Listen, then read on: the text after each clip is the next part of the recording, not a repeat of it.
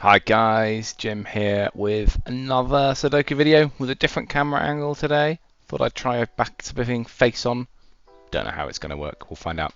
Today I will be doing a classic Sudoku from the collection presented by the Cracking the Cryptic team. Quick word about them as ever. So they're a couple of YouTubers whose channel I will link in the description. They've been making daily videos for years now on solving hard Sudokus and other types of puzzle. And also they have, well, I say kindly, they're making making money off of it, I'm sure. They have lovingly, perhaps is the right adjective, they have lovingly curated these collections of puzzles which you can buy on Steam or on your phone. And there's a bunch of different variants of Sudoku, so it's not just the regular Sudoku, although in this case it is a classic. And you can go and buy them, and they are handcrafted puzzles. They're very hard. Well, they start hard and then they get very, very hard. They've got hints, which I haven't had to use yet. We may see one coming up in the next week or two. I just think they're terrific. If you've got any interest in actually playing Sudoku yourself or watching other people do it, and you're watching this video, so maybe you do, go and check them out. Go check out their apps, and can't recommend it enough. So let's just jump on in. So as before, we unlock later levels by beating earlier ones, and we are able now to play this puzzle 61, which is a 2-star difficulty, so we shall see how we get on with this. Hopefully not too bad.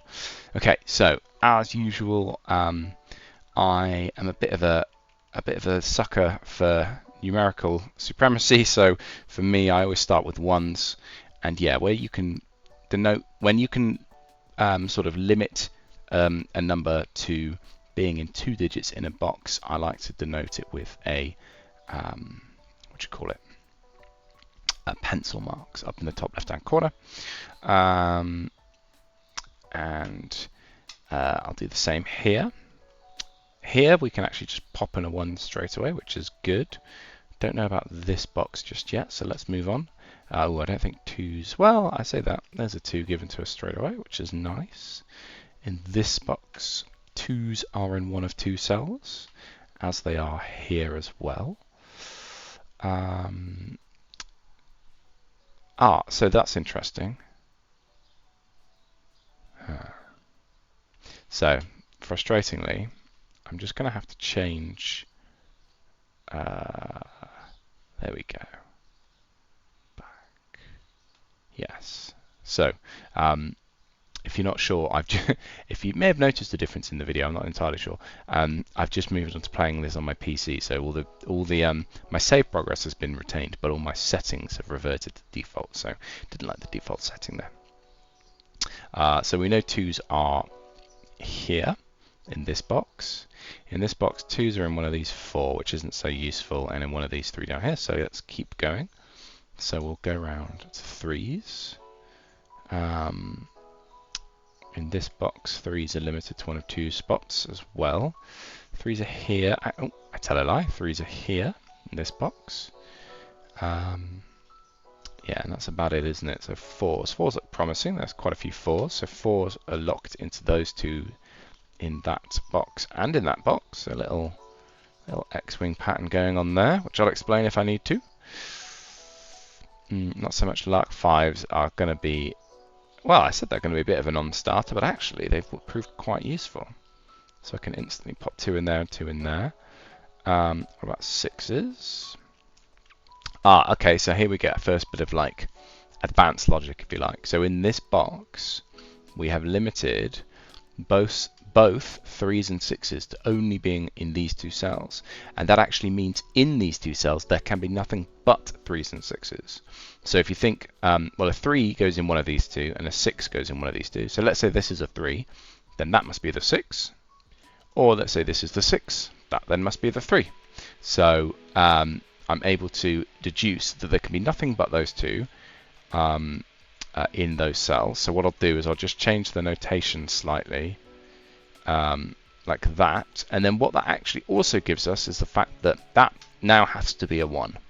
So I can pop a 1 in there, which is nice. Can I just do anything more with 1's? Yeah, I can just quickly do some tidying up ones. Okay, So I think I was on 6s, wasn't I?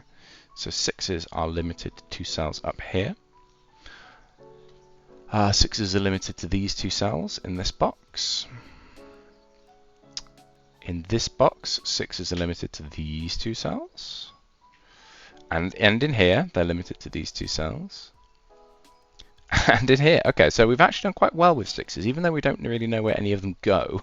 They sort of, the pattern is established. I'm being thick, aren't I? Look, right, so there's a 6 in one of these 2 cells. We don't know which it is, but it acts as a virtual 6 in this row. So can this possibly be a 6? Well, no, because then you wouldn't be able to put a 6 in this box. So that's not a 6, and given that 6 was limited to 2 places in this box, that must be a 6. And in fact, that's also a 1 by the pencil marking, so I'll just quickly do that. Then I also spotted that we have a very similar logic going on down here. So that 6 acts on that box, that can't be a 6, so this is now a 6. Happy days. And I think that is us actually done on 6s for now, which was good progress. Okay, so 7. So we get to use this logic again. Don't know what these cells are, but I know they're not a 7. Well, I know they're a 3 and a 6, which means there can't be a 7 here, so that must be a 7. In this box, we've got these 2 7s are acting on this, and this 7 in the column is acting on that. So I'm just going to do that quickly. Right, so I just had to quickly pause the video there. Right, right, so I start on 7s. Okay, so 7s are limited to these 2 cells in this box. And they are limited, here we go. So we've got a nice bit of logic going on here. So firstly, these are a 3-7 pair. So let's just denote that quickly. It doesn't actually give us any more information because we can't directly rule anything else, but it's useful to know. And I prefer the middle notation if you can limit a cell to only being certain digits rather than limiting a number to only being in certain cells. So the logic sounds very similar, but they get a different pencil mark. And then here, yes, so these 7s are acting on that 7. So it's a virtual 7 in the row, which means that is the 7 in that box. So that's nice. As for 8s, well, we know 8s are limited to 2 cells here. These must be an 8 and a 5, in fact. And that's useful then. So yeah, so even though there's 4 cells missing from this box, we've been able to use this double pencil mark notation to our advantage, and now we can pop a 9 over here. Right, so sorry, so I was on 8 still. I don't think there's much going with 8, but I'll just do my due diligence. Do you know what? Don't tell my girlfriend, but I've really got a lisp, haven't I? I never thought that I did until I started making videos. And now I actually think I've definitely got a bit of a lisp. Okay, so this 8 limits an 8 into these cells, which these cells rule out the 8 in that box. So that's an 8 and that's a 5. That makes this a 5. This box is now sorted, isn't it? So that's nice. So those pencil markings took care of themselves, and these pencil markings have just helpfully popped into view as well. So that's really useful. Right, sorry. So I was still on 8, but that all just sort of happened in a big rush. I can tell this must be a 9 to complete the column as well. 8s are here.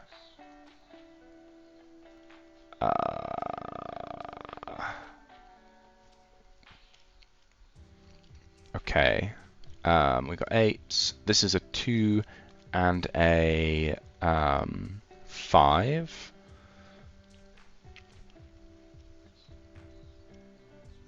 Okay, and I will be back in 1 second. Sorry about that. Right. Where were we? I cannot remember for the life of me.